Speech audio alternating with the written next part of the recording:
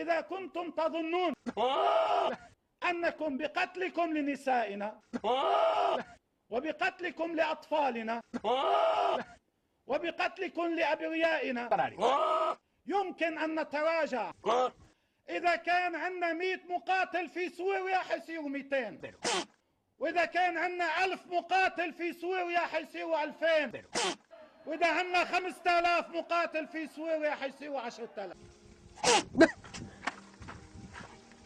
وإذا احتاجت المعركة مع هؤلاء الإرهابيين التكفيريين أن أذهب أنا وكل حزب الله إلى سوريا، سنذهب إلى سوريا، سنذهب إلى سوريا،